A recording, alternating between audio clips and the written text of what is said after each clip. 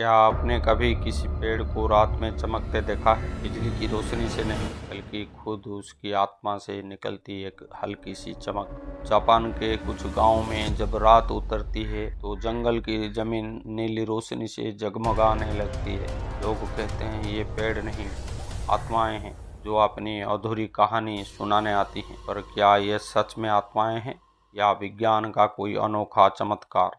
आज की इस कहानी में हम चलेंगे जापान के उस रहस्यमयी जंगल में जहां पेड़ रात में चमकते हैं, जहां प्रकृति ने खुद रोशनी को जन्म दिया है और जहां इंसान और प्रकृति के बीच एक ऐसी कड़ी बनती है जो आपकी सोच बदल देगी। भाग 1, चमकते जंगल का रहस्य। जापान के एक छोटे से गांव मियाजाकी प्रीफेक्चर में लोग सदियों से एक अजीब नज़ारा देखते आए हैं। बरसात के बाद जब अंधेरा घिरता है तो जंगल की जमीन पर कुछ पेड़ों की जड़ें हल्की नीली रोशनी देने लगती है।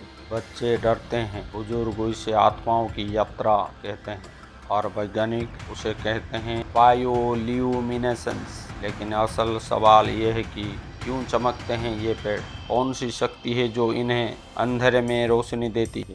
भाग 2, विज्ञान बनाम रहस्य। विज्ञान कहता है ये पेड़ नहीं, फंगस का नाम है माइसिन क्लोरोफस। जब हवा में नमी बढ़ती है और तापमान सही रहता है तो ये फंगस पेड़ों के सड़ी लकड़ी पर उगता है। पूरा जंगल नीली जुगनुओं की तरह चमकने लगता है। विज्ञान के मुताबिक ये चमक एक रासायनिक प्रतिक्रिया से होती है।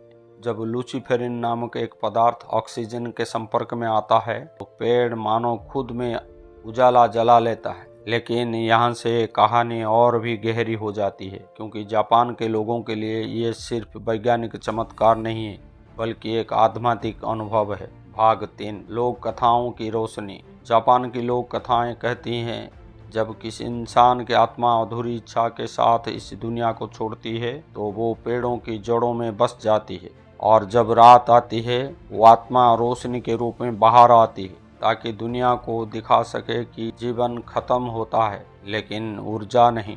एक बूढ़े जापानी माली कहते हैं जब ये पेड़ चमकते हैं तो मुझे लगता है कि मेरी पत्नी मुझसे मिलने आई है। उनकी आंखों में आंसू होते हैं लेकिन होठों पर मुस्कान, क्योंकि वो जानते हैं ये प्रकृति का तरीका है हमें ये याद दिलाने का हर अंत किसी नए उजाले की शुरुआत होती है। भाग 4, इंसान और प्रकृति का रिश्ता।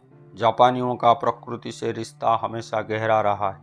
वे मानते हैं कि हर पत्थर, हर पेड़, हर हवा के झोंके में कोई स्पिरिट यानी आत्मा बसती है। इसलिए वहाँ की संस्कृति में शिंटो धर्म के अनुसार पेड़ सिर्फ लकड़ी नहीं, जीवित अस्तित्व है।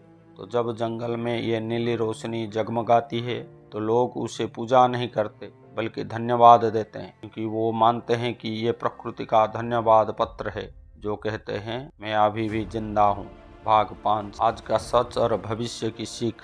आज वैज्ञानिक इन ग्लोइंग फंक्स को प्रयोगशालाओं में उगा रहे हैं ताकि आने वाला समय में बिजली की जगह प्राकृतिक रोशनी इस्तेमाल की जा सके। सोचिए, एक दिन शायद हमारी शहर में भी पेड़ खुद रोशनी देंगे। ना बिजली का खर्च, ना प्रदूषण, बस प्रकृति की अपनी रोशनी। तो शांत भी है और सुंदर भी। लेकिन क्या हम इतने समझदार हो गए कि उस दिन आने से पहले प्रकृति को बचा सके, या फिर ये चमकते पेड़ सिर्फ इतिहास के पन्नों में रह जाएंगे? तो ये थी आज की सोच। मिलते हैं और एक नया सोच के साथ, क्योंकि आज ज़रूरत है सोच की। जय हिंद।